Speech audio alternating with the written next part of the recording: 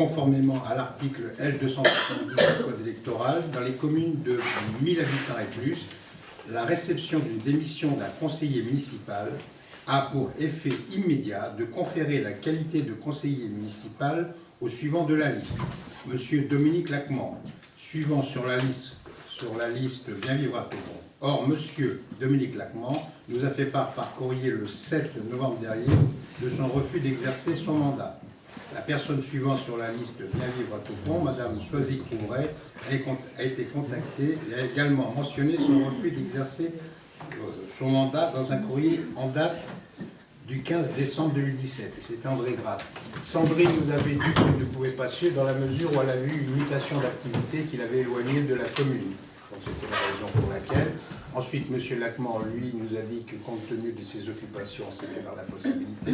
Et Choisy-Couvray, elle, nous a dit que compte tenu de l'activité de son mari, professionnelle de son mari, il pouvait y avoir une incompatibilité entre le fait qu'elle soit l'épouse de quelqu'un qui pouvait avoir à travailler avec la commune.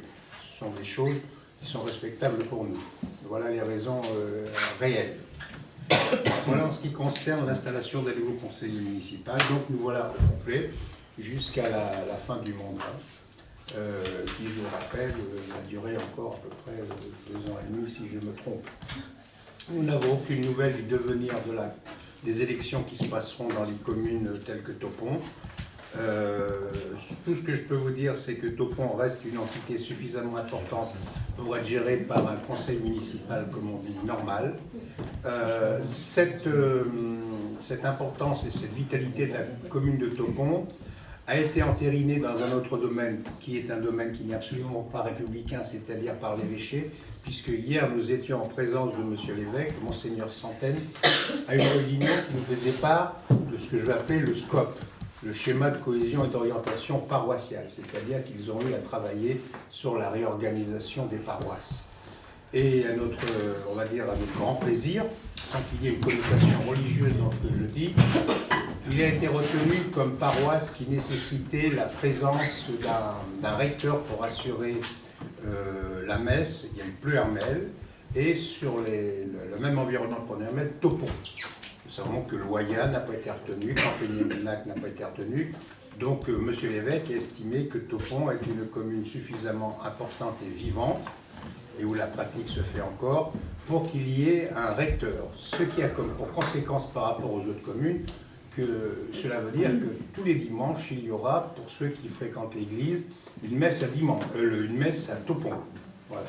C'est ça le nouveau schéma de cohésion paroissiale. Donc ça donne d'une certaine façon la vitalité et la reconnaissance de l'avenir de Topon. Je souhaite que dans la réforme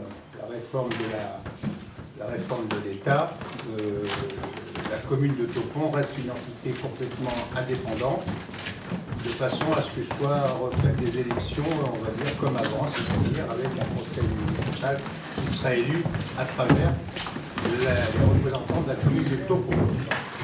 Nous savons que pour les prochaines élections se poseront de grosses questions pour des communes, genre Montertelot, Monterrain et Bourret, qui elles, probablement devront se faire en commune nouvelle pour intégrer la nouvelle communauté de communes. Voilà ce que j'avais à dire sur Topon. Donc, tout ce qu'on peut voir, c'est qu'on peut s'estimer très satisfait de la citoyenneté de Topon et que l'avenir de Topon me semble assuré.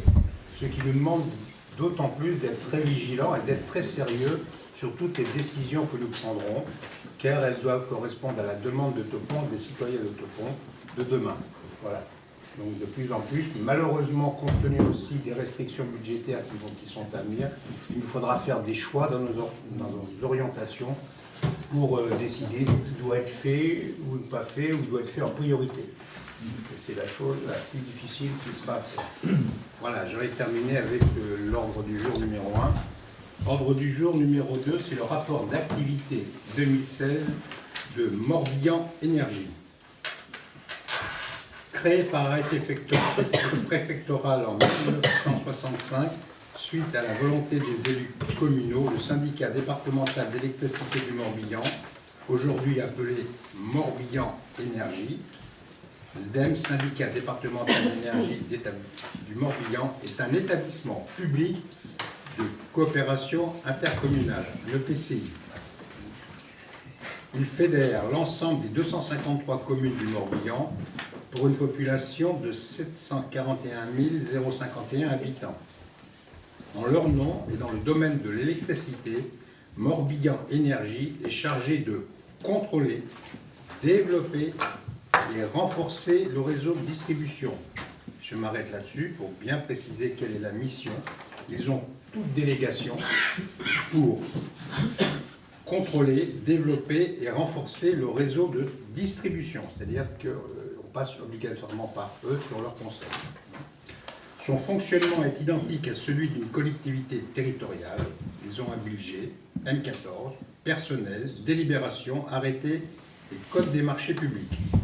Ses statuts de 2008 et son règlement intérieur fixent les modalités de fonctionnement particulières. Outre l'électricité, Morbihan Énergie exerce des missions de maîtrise d'ouvrage, de maîtrise d'œuvre et de conseil dans les domaines de compétences suivants. Et je rappelle, leurs compétences sont dans le domaine de l'électricité, de l'éclairage, de l'énergie, aujourd'hui d'actualité des bornes de recharge pour les véhicules, pour la fibre, qui est d'abord plus d'actualité. Au 31 décembre 2016, Morbihan Énergie comptait 36 agents dans ses services. Le nombre de clients en basse tension sur Topon est de 1205. Tous sont correctement alimentés en électricité. Leur réseau HTA est de 52 km sur la commune de Topon. 33 km sont en aérien contre 19 en souterrain, soit un pourcentage de 36,9% de réseau enfoui. La moyenne des communes rurales du Morbihan est de 28,5%. Le réseau basse tension est de 43 km sur la commune, dont 31 en aérien, 1 en aérien nu, 13 en souterrain, soit 29,1% des réseaux enfouis.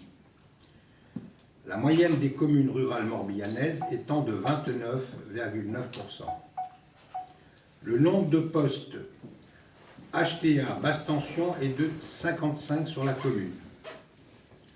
En 2016, Morbihan Énergie a financé les travaux sur la commune de Topon pour un montant de 133 000 €, qui sont pour les lotissements du hautbois et les branchements divers et les effacements de réseaux. Voilà en ce qui concerne le rapport d'activité de Morbihan Énergie. C'est certain qu'ils sont d'une aide précieuse parce qu'ils ont surtout une aide de conseil. Ils sont là aussi pour nous aider à trouver des partenaires dans les meilleures conditions et dans les prix les plus intéressants. Je crois que sur la commune de Topon, on n'a pas trop à s'inquiéter. On a vu qu'à chaque fois qu'il y a eu des intempéries, ils ont été extrêmement réactifs.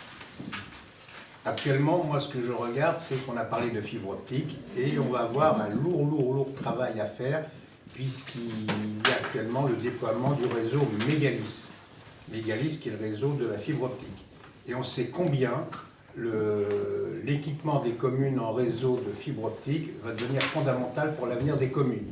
Puisque demain, puisque l'administration veut nous lancer dans la e-communication ou la e-administration, il va falloir vraiment se trouver très soudés, et quand je dis très soudés, c'est quasiment un combat, de façon à s'assurer que les communes telles que Topon puissent être équipées en fibre optique pour tous les citoyens. C'est pas évident. Vous avez eu quelques rapports dans la presse actuellement, comme quoi a priori tout le monde aurait la fibre optique. Il ne faut pas se faire d'illusions, c'est une annonce de presse. Je rappelle que vous avez lu dernièrement dans les journaux que certaines communes proches de nous commençaient à s'inquiéter non seulement de la couverture de leur réseau de téléphonie mobile, mais que pour eux la fibre optique n'était pas assurée, d'autant plus que le réseau fibre est de très mauvaise qualité. Je vous dis qu'il va falloir, au sens fort du terme, nous battre pour qu'il y ait une totale installation de la fibre optique sur Topon. Voilà. Est-ce qu'il y a des questions sur... Oui, je ferai un petit commentaire concernant le réseau de basse tension. C'est mis dans le compte-rendu que les potentiels sont suffisamment et bien alimentés. Je mettrai un bémol quand même, parce qu'on a bien certains réseaux basse tension qui datent de sous la guerre, qui sont vraiment en triste état. Les poteaux sont prêts à plier en deux. Et je pense qu'il est urgent de faire un inventaire de ces lignes. D'accord, ce qu'on peut faire, c'est que moi je lui ai interrogé là, sur l'inventaire du réseau. Je vais leur demander s'il y a eu des perturbations particulières. Et si vous, de votre côté, vous avez connaissance d'endroits, il serait très bon de nous le signaler de façon à les faire remonter. Donc je compte sur vous aussi pour nous signaler. Ça a déjà été signalé, mais alors, c'est pas une modification de réseau. C'est malheureusement, comme toute chose, j'ai l'impression qu'il y a, pour des raisons budgétaires, tant qu'il y a un service, allez, je ne sais pas si j'ose dire, à minima correct, les priorités sont les juges de paix dans les interventions. Mais je vous garantis, il faudra qu'on se voit pour faire remonter ça et aller les voir directement. Non, mais c'est des réseaux qui sont très sensibles en cas de tempête parce que les poteaux c'est quasiment un mètre, on voit la ferraille à travers les poteaux. Donc c'est dangereux. Donc il y a forcément des renouvellements à faire. Mais bon, il n'y a pas que sur notre commune, hein. C'est pas spécifique à Toulon. Mais on peut toujours... Si on prend date et si on prend acte... Ce qu'on peut leur demander, s'ils connaissent ce problème, et si c'est écrit dans les tablettes, dans leurs tablettes, pour les remettre en état et dans quel délai. Moi, on aura déjà leur programmation. Ce sera déjà pas mal. Il est évident qu'aujourd'hui, personne ne peut vivre sans électricité, ça c'est évident. D'autant plus que ça se passe souvent dans des endroits où on a des habitations avec des personnes âgées. Donc il est d'autant plus important que ceux-ci puissent avoir l'électricité de façon à leur amener le confort, surtout dans les périodes d'hiver. Voilà, c'est une obligation, c'est notre devoir effectivement d'alerter Morbihan Énergie. Et on verra ça ensemble. S'il faut, on ira ensemble. Ok. Est-ce qu'il y a d'autres questions? Une autre remarque concernant la fibre optique. Quand on parle de fibre optique, il faudrait peut-être que déjà les clients comptés soient correctement desservis par Internet, ce qui n'est pas le cas dans certains secteurs, particulièrement dans notre secteur. Et il n'est pas rare d'être 8 jours, 15 jours sans Internet. Alors je suis d'autant plus d'accord que ça fait partie d'un échange de propos lors d'un conseil communautaire dernier quand on parlait de la fibre optique. Et j'ai attiré l'attention des conseillers sur le fait que, effectivement, la fibre optique était très importante. Il m'avait été répondu par quelqu'un qui connaissait, puisqu'il était impliqué politiquement dans le dossier, qu'ils avaient vérifié la qualité de la transmission de Internet par le réseau cuivre.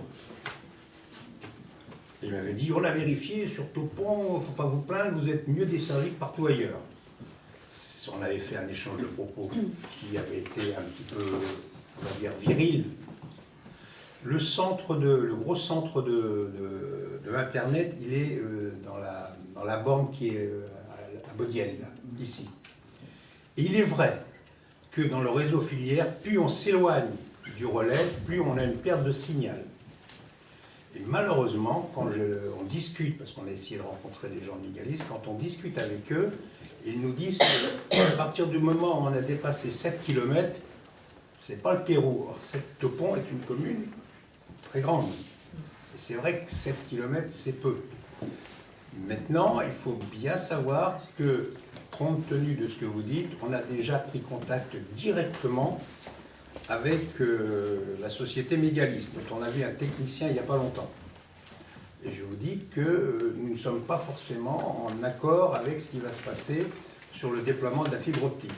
Mais je reverrai le conseiller communautaire qui s'occupe de Mégalis à un niveau politique pour lui faire remonter les insatisfactions qu'il ne doit pas connaître puisqu'il veut contester de la perte de signal. Ce qui est d'autant plus vrai que cette perte de signal est très grave dans la mesure où dans beaucoup de maisons maintenant il y a des enfants et quand ils se mettent tous sur la ligne, ça pose problème parce que le débit n'est plus assez suffisant. Et je peux vous dire qu'il n'y a pas plus tard que ce matin, je suis allé chez une dame qui m'a dit « J'ai 3 enfants, ben, quand on regarde la télé et qu'ils ont chacun leur console, ils ont le droit d'avoir leur console, c'est compliqué. C'est à qui tour jouera sur sa console ou il ira sur Internet. Donc, je dis qu'il est absolument faux de dire aujourd'hui que tout le monde est bien desservi en réseau Internet par le réseau cuivre. Cette annonce est mensongère et fausse. Et c'est vrai que nous avons quelque chose de très important, c'est là-dessus que l'on se bat, c'est notre ligne directrice dans notre politique. On sait que le développement de la commune ne se fera que s'il y a une augmentation et un renouvellement de la population. Cette augmentation de la population sera liée au SCOT et à la révision des PLU. Et ce maintien de la population, ce renouvellement, ne se fera que si nous avons un réseau de téléphonie mobile et Internet bon. Or, ce n'est pas le cas, et c'est ce qui nous est imposé de faire. Donc aujourd'hui, si on veut que la population reste à Topon ou que d'autres viennent, il nous faut nous garantir la couverture mobile, et ça c'est très compliqué, et la couverture Internet. Et je vous répète que nous sommes maintenant en train de rentrer dans un combat. Un combat. C'est pas nous qui maîtrisons Mégalis. Ça va être assez difficile. Et là, je pense que nous ferons appel à la population, je le dis franchement, d'ici quelques temps, si jamais nous voyons qu'il y a des difficultés, nous interpellerions la population de Topon pour nous faire part de leur appréciation du réseau Internet d'aujourd'hui et que ces remontées puissent avoir un effet de levier auprès des responsables politiques. Parce qu'il faut bien entendre qu'aujourd'hui, le réseau fibre optique est entre les mains des politiques. C'est eux qui ont décidé. Les politiques, ce sont nos représentants. C'est-à-dire que les politiques sont chargés de tenir compte de tous les citoyens. Il n'y a pas privilégié, même si c'est pour le développement de demain, telle ou telle commune ou tel endroit des communes. Donc nous interpellerons les politiciens qui s'occupent du réseau Mégalis. Et Dieu sait qu'on en a quelques-uns sur la commune en plus. Je vous rappelle que Mégalis est piloté par la région. Voilà. Les informations que nous avons à ce jour ne sont absolument pas satisfaisantes pour Topon. Je le dis très clairement. Voilà, donc le réseau filière, c'est vrai qu'il y a des endroits où ça ne passe pas et on le sait aussi. C'est dommageable. Parce que ça veut dire que demain, si les gens veulent vendre leur maison pour des raisons de travail ou les anciens doivent vendre leur maison, elles seront quasiment aucune valeur marchande parce que personne ne voudra les acquérir compte tenu de cette déficience. C'est ça la chose importante. L'engagement aujourd'hui, c'est que Topon reste une commune d'accueil avec tous les moyens. Et avec cette commune d'accueil, nous pourrons préserver tous les services que nous avons. Je vous rappelle que par rapport à d'autres communes, nous sommes très bien équipés en services. Et cela ne pourra se faire que si nous avons ces moyens de communication moderne que sont les mobiles et la e-communication, c'est-à-dire Internet. Sinon, nous serons condamnés à disparaître. Ce n'est pas tellement ce que l'on veut. Et je peux vous garantir que je ne suis pas connu pour être facile et nous nous battrons pour ça. Voilà. Est-ce qu'il y a d'autres questions sur le sujet? C'est bon. Pour l'électricité, ça on va le faire remonter rapidement. Et pour la fibre optique et le réseau filière, on va le faire remonter aussi très rapidement. Puisque je crois même qu'au niveau politique, il y a des débats qui vont se lancer sur Mégalis. C'est un sujet qui est plus que sensible. Voilà, donc je vous demande de prendre acte de la communication du rapport d'activité de 2016 de Morbihan Énergie. Comme on a apuré toutes les questions, je pense qu'on peut passer au sujet suivant. Le sujet suivant, c'est l'intercommunalité. Alors, on a reçu une modification des statuts de Ploërmel Communauté. Vu la délibération communautaire en date du 18 décembre 2017 portant que la modification des statuts de Ploërmel Communauté, vu la proposition des statuts joints à la présente délibération, vu l'article L5211-20 du Code général des collectivités territoriales, la fusion des 4 communautés de communes formant aujourd'hui Ploërmel Communauté a eu lieu le 1er janvier 2017. Depuis cette date, celle-ci s'est organisée et un travail important a été réalisé par les commissions pour préparer, en application de la loi numéro 2015-991 du 7 août 2015, portant nouvelle organisation territoriale de la République, la proposition de statut qui est soumise à son examen en cours de cette séance. Ce travail, déjà engagé en 2016, a fait l'objet de la sollicitation de l'avis des conseils municipaux en fin d'année 2016. En 2017, les commissions communautaires au sein desquelles siègent des conseillers communautaires, mais aussi des conseillers municipaux, ont travaillé sur ces statuts et sur ce que pourra être l'intérêt communautaire en fonction d'une méthodologie proposée et adoptée qui est rappelée en annexe de la présente délibération. Le texte proposé reprend son article 8 en ce qui concerne les compétences obligatoires et les compétences optionnelles, les dispositions du Code général des collectivités territoriales. Et pour ces dernières, il précise que le Conseil devra ultérieurement se prononcer sur la définition de l'intérêt communautaire. Je prends une pause pour attirer votre attention sur la vigilance que nous aurons quand on aura à définir l'intérêt communautaire, sur lequel un important travail a déjà été réalisé. Dans une troisième partie de l'article 8, les statuts incluent les compétences facultatives qui pourront être exercées. En application des dispositions de l'article L5211-20 du Code général des collectivités territoriales, la décision sur ces nouveaux statuts est prise à la majorité qualifiée des 2/3 au moins des conseils municipaux des communes, représentant plus de la moitié de la population totale de celle-ci, ou par la moitié au moins des conseillers municipaux des communes, représentant les 2/3 de la population. Chaque commune membre dispose d'un délai de 3 mois suivant la délibération communautaire pour se prononcer sur ce projet de modification, sans quoi leur avis est réputé favorable. Voilà, on a essayé comme ce sont des documents importants, vous avez vu qu'on a essayé de mettre en route des clés USB pour que vous puissiez avoir les documents. Est-ce que vous avez eu ces clés USB? Pas encore, madame? Non. Compte tenu des problèmes de paperasserie et compte tenu de Internet où on risque de les surcharger, on a demandé à acquérir des clés USB dans lesquelles on mettra tous les documents d'importance. Et ils vous seront remis très régulièrement de façon à ce que vous puissiez les regarder rapidement et avec les moyens, si possible, que vous avez à votre disposition. Ça nous permettra d'éviter de gâcher le papier et des coûts d'impression. Donc, on a bien toutes les clés à la mairie maintenant.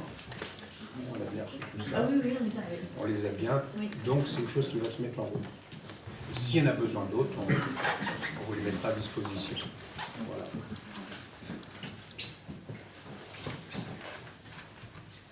Donc, il est proposé au conseil municipal de se prononcer sur la proposition des statuts de Ploërmel Communauté tels qu'ils figurent en annexe.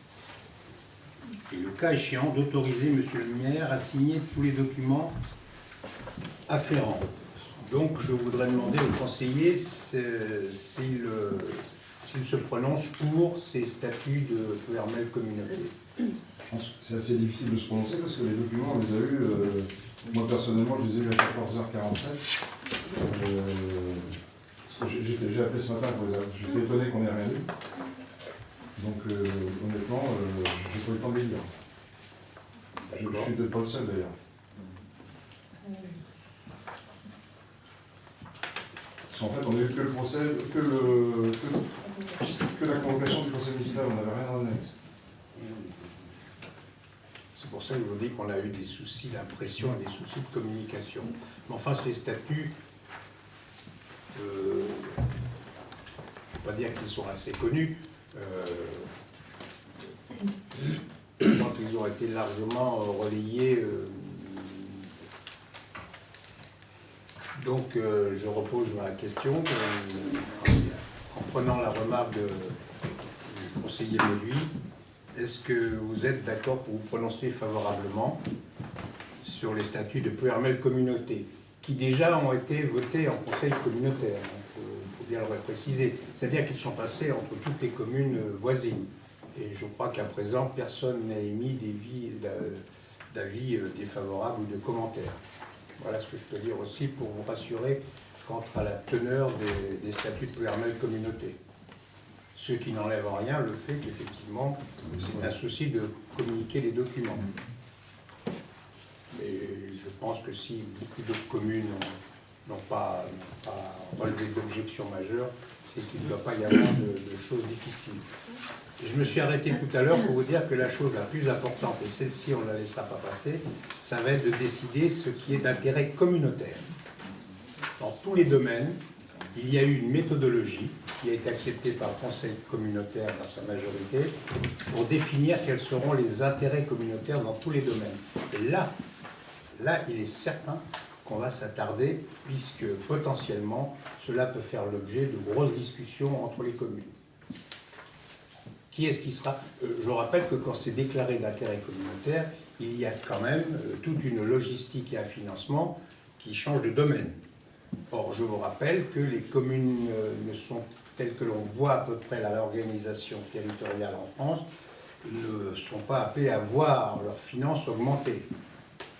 Et il serait aussi contradictoire sur le fait qu'on fait des regroupements de communes sans avoir une augmentation pour chacune commune de l'intérêt communautaire de certaines infrastructures ou certains services qui leur sont propres.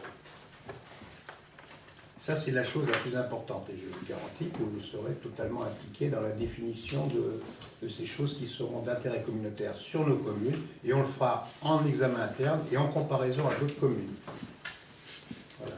Ça, c'est la chose la plus importante à venir. Et ça va se faire assez rapidement. Donc, Une question avant de passer au vote. Est-ce que dans les compétences facultatives, parce que les compétences obligatoires de toute façon on ne trouve pas, mais dans les compétences facultatives, est-ce que vous avez eu des objections particulières? non. La seule chose qu'on a eue, c'est que dans les compétences, il était prévu que la compétence assainissement se fasse en 2019. Ça va être repoussé. Oui, il parle plutôt du choix des communes de le faire, des comités de communes, de le faire d'ici 2026. Donc ça repousse vraiment très loin. Donc voilà. Je pense que c'est une difficulté assez importante. Déjà, on parle de l'assainissement, mais c'est vrai que c'est des charges relativement lourdes au niveau des communes, des renouvellements de réseaux qui sont des coûts parallèles. Donc c'est vrai que ça aurait été une compétence qui aurait été intéressante au sein des communes, quoi, pour pouvoir privilégier, même en termes d'environnement, pour privilégier vraiment les secteurs qui sont prioritaires dans ça, dans la remise à niveau des différents réseaux. Et on va, pour l'instant, on n'a pas tout renseigné là-dessus, qu'on sera pris, on attend de voir. C'est une chose qui nous a interpellés parce qu'on sait combien la maintenance des réseaux est d'un coût très fort pour les communes. Étant donné que c'est un coût très très important pour les communes, pour toutes les communes, on pourrait penser que la nouvelle communauté de communes a essayé d'attendre que les communes fassent leur propre rénovation de façon à prendre des communes qui ont déjà bien dépensé et éviter eux d'avoir à dépenser encore plus. Il y a peut-être des raisons malheureusement purement financières dans l'histoire. Ce qui n'empêchera pas nous, puisqu'on a été interpellés là-dessus, et je vais faire un point là-dessus, on a été interpellés sur l'état des réseaux d'assainissement de Topon et plus particulièrement ceux qui sont proches de Pleuhermel, dans la mesure où à une époque on nous a accusés de façon, je vais essayer de prendre un mot qui est le plus délicat, de façon mal informée, que les réseaux d'assainissement du bateau-pont polluaient l'étang. Puisque soi-disant, comme il y avait des fuites, ces fuites amenaient de la pollution dans l'étang et qu'on pouvait être accusé d'être responsable en partie de la pollution de l'étang. J'emploierai encore des mots très sympathiques, parce que cela est extrêmement mensonger, dans la mesure où la meilleure réponse à la pollution de l'étang, c'est que l'été, les réseaux sont bien incapables de polluer l'étang vu le niveau qu'il y a. Voilà. Donc cette assertion est complètement fausse.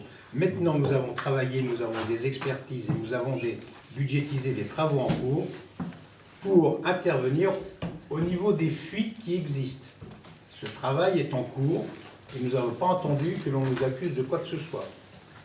Donc je n'entends pas dire que Taupont a des canalisations en mauvais état et qui polluent l'étang.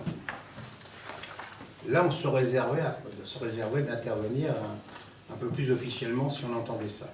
Donc, les réseaux, c'est vrai qu'ils sont usagés, et comme disait M. Chantal, il n'y a pas que les réseaux d'eau, il y a les réseaux usés, il y a les réseaux électriques, les réseaux téléphoniques, tout ce que l'on veut, mais on est très vigilant, et il y a eu un diagnostic sur tout au point. Ce diagnostic nous fait intervenir, et des travaux sont en cours. Je crois que Jean-Charles qui était complètement avisé dans le dossier là aussi. Voilà. Voilà.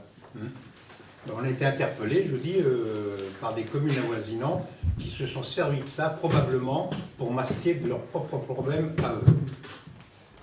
Et j'en dirai pas plus. Donc, comme disait le conseiller Paul, est-ce que les conseillers sont d'accord pour se prononcer en faveur des nouveaux statuts de la communauté de communes à venir et de m'autoriser à signer les documents afférents? Qui est contre?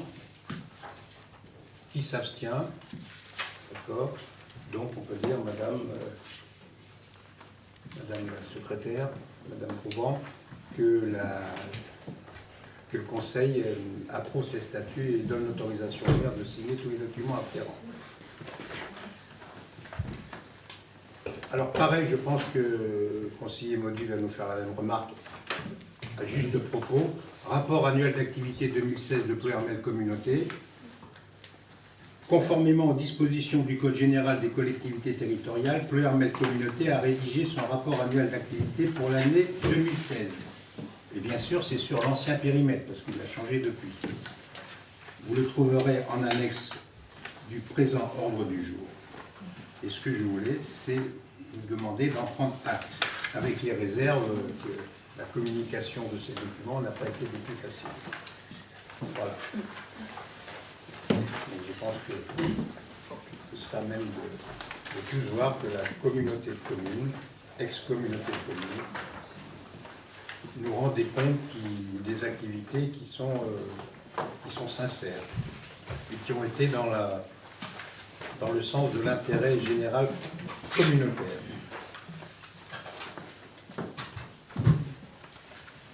Ok. Ordre du jour suivant, c'est en affaires enfance scolaire, la convention sur le projet éducatif du territoire.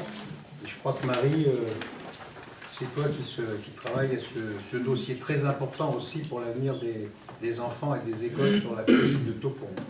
Voilà. Je te remercie.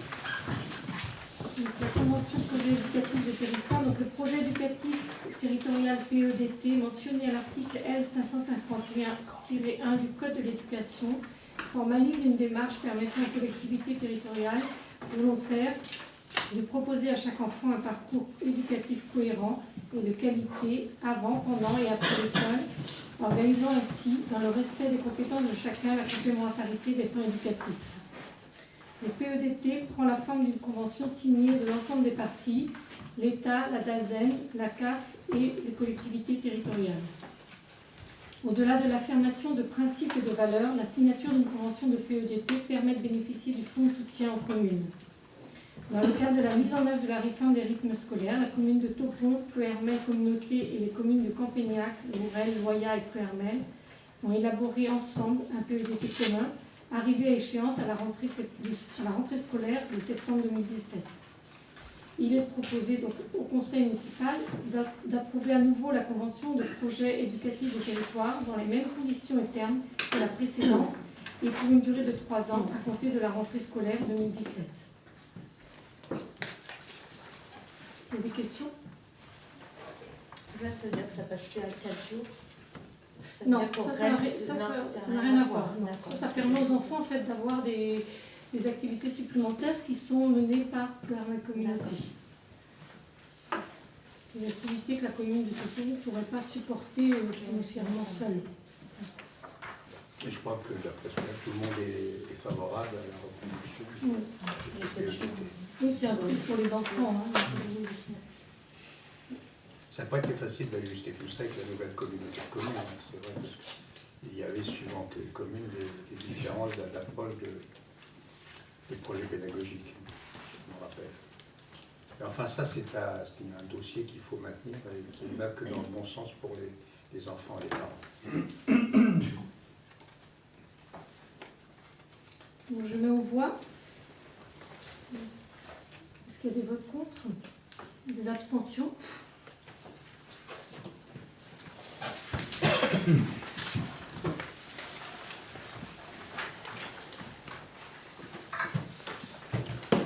Je continue sur les rythmes scolaires. Vu les articles D520-10 à D521-12 du Code de l'éducation, vu le décret numéro 2016-1051 du 1er août 2016 autorisant des dérogations à l'organisation de la semaine scolaire dans les écoles maternelles et élémentaires publiques et inscrivant les dispositions à caractère expérimental du décret du 7 mai 2014 qui l'abroge dans le droit commun selon une modalité dérogatoire.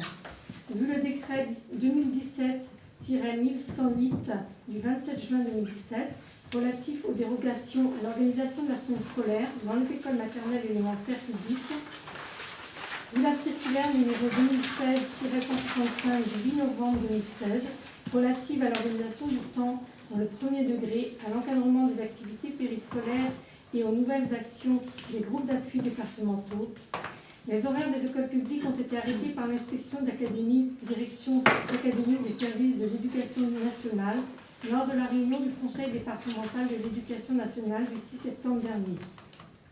Nous avons toutefois la possibilité de proposer une modification de l'organisation du temps scolaire à compter de la rentrée 2018 dans les cadres définis. Pour ce faire, le conseil municipal doit avoir délibéré et le conseil d'école doit s'être prononcé en amont sur cette proposition de modification. La proposition de modification, accompagnée de la délibération du conseil municipal et du procès-verbal du conseil d'école, doit être transmise au service de l'inspection académique avant le 16 mars 2018. Il est proposé au conseil municipal, suite à la réunion du conseil d'école, de modifier les horaires de l'école publique afin de passer à 8 demi-journées sur 4 jours, lundi, mardi, jeudi, vendredi.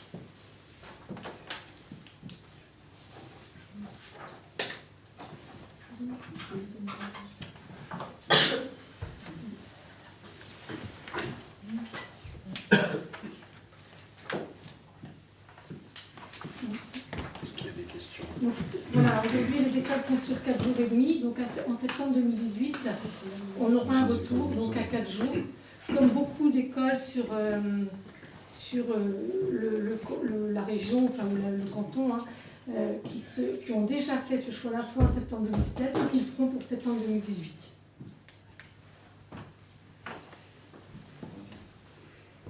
Oui. Oui, si le conseil d'école a décidé.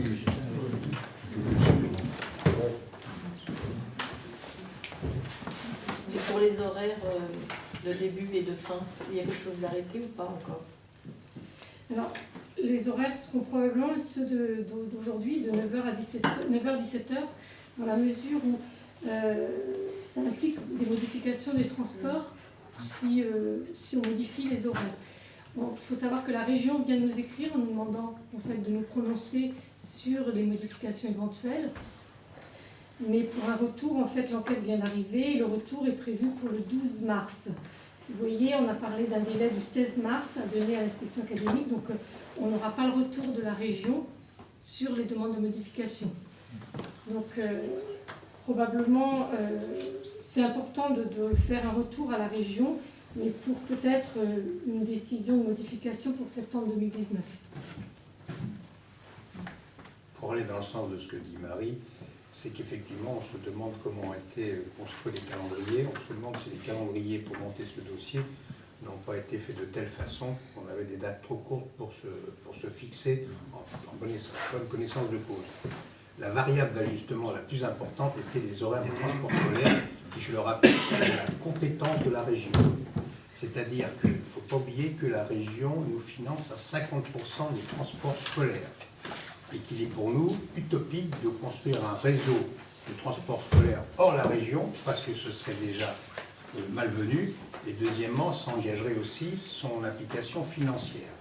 Ce que Marie nous dit, c'est qu'on est dans l'année de transition, c'est-à-dire que ce qui va être proposé, c'est juste pour cette rentrée.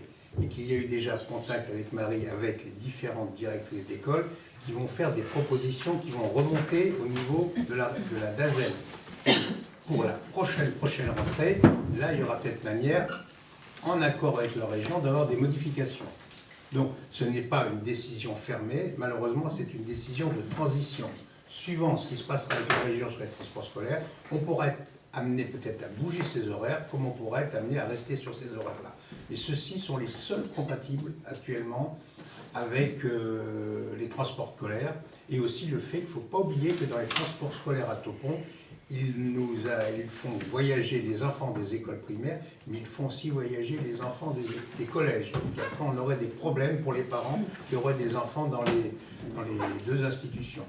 Ce n'est ici, aujourd'hui, qu'une chose qu'on peut dire transitoire, non définitive, si la région s'attarde à faire une étude de façon à permettre d'autres horaires qui auraient été envisagés par les écoles, que ce soit les deux écoles, nous avons les deux écoles, l'école privée et l'école publique. Je crois qu'on peut dire ça honnêtement comme ça. Voilà. D'autres questions pour Marie ?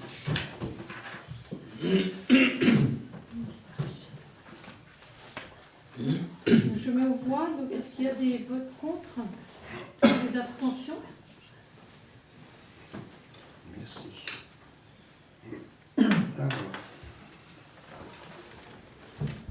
Alors, ordre du jour numéro 7, c'est marché public de faisabilité de programmation, d'extension et de restructuration de la salle de danse en salle multifonction avenant numéro 1.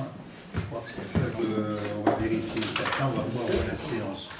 Donc, secrétaire de séance, je crois comme d'habitude, on va vous passer la liste. On va faire signe qui va arriver. Et en même temps, on peut signer. François Blondet. Présent. Jean-Charles Santier. Présent. Anne-Claire Nelson. Hervé Le Gall. Marie-Hermelle Lerat. Présente. Philippe Mayas. Non, j'ai pas précisé, pardon. Marie-France Boulet. Présent. Jean-Luc Coudet. Présent. Guénel Coipé. Présent. Stéphane Beau. Présent. Aude Baratin. Présente. Nathalie Charbelin. Présente. Olivier Perrichot. Présent. Aurélien Levoyer. Présent. Charles Duy. Présent. Paul Chantrel. Présent. Elisabeth Rowe. Présente. Et Cécilia Bouvin. Présente. Parfait, donc là, on voit que le quorum est atteint. On va approuver la séance. L'ordre du jour, il y a 9 points d'ordre du jour, dans le 9e sont les questions diverses. Donc, ordre du jour numéro 1, installation d'un nouveau conseiller municipal. Effectivement, nous avons depuis l'émission de notre consoeur pour des raisons de travail, à faire appel, suivant la loi, à ceux qui étaient sur la liste pour prendre la suite au niveau du conseil municipal. Les dernières en date que l'on a eu à contacter, c'était... Salut Hervé. Salut. Était monsieur André Graff. Donc on a invité André Graff à rejoindre le conseil municipal de façon à lui que ce soit régularisé et envoyé à monsieur le préfet. Et là, j'ai reçu le 19 février un courrier de André Graff, d'accord, qui, suite à ma visite, lui demandant de rejoindre le conseil municipal, il m'a envoyé ce courrier. Je sais qu'avec son autorisation, je peux vous le lire. C'est André Graff qui nous dit « Monsieur le maire, j'ai bien reçu votre courrier du 13 courant et vous remercie de la confiance que vous me témoignez. Cela étant, je suis au regret de vous dire que je me sens obligé de décliner votre offre. Je ne désire pas être conseiller municipal Déjà en 2014, j'avais préféré éviter la chose. Aussi, dans ma 80e année, non, dans ma 80e année, excusez-moi, il est en train de rigoler parce que je rajeunis quand même un peu. Dans ma 80e année maintenant, je me trouve toujours trop vieux pour endosser ce costume. Autre raison, je me sens dépassé par toutes les techniques de communication que nous a apportées Internet. Techniques que l'on ne doit pas ignorer pour accepter une telle responsabilité. Mon refus d'aujourd'hui n'altère en rien, au contraire, la sympathie que je ressens pour toute votre équipe, et même pour les personnes de l'équipe adverse. Tous ceux qui se donnent du mal pour que vive la commune de Taupont méritent notre estime. Je vous prie de croire, monsieur le maire, en l'assurance de ma respectueuse considération. Voilà. Donc nous prenons acte du fait que André ne souhaite pas pour diverses raisons, dont celle aussi de pouvoir s'occuper de sa famille, sa femme, de rejoindre le conseil municipal. Donc nous allons en informer monsieur le préfet et nous serons maintenant dorénavant 19 au conseil municipal pour délibérer des affaires de la commune. Et suite à ça, nous prochains 18 conseillers, j'ai dit combien? Je dois avoir un pied à Bruxelles, c'est pas possible. 19 conseillers municipaux pour gérer la commune. Donc l'ordre du jour numéro 1, c'est l'installation d'un nouveau conseiller municipal. Donc, rapporteur François Blondet. Vu le Code général des collectivités territoriales, vu l'instruction M14, Madame Sandrine Faucheux a fait parvenir sa démission du mandat de conseillère municipale par lettre recommandée avec accusé de réception. Conformément au second alinéa de l'article L. 2121-4 du Code général des collectivités territoriales, la démission est définitive dès sa réception par le maire. La démission de Madame Sandrine Faucheux est donc effective depuis la réception de son courrier, soit le 17 septembre dernier. Une copie de celui-ci a été transmise à Monsieur le Président.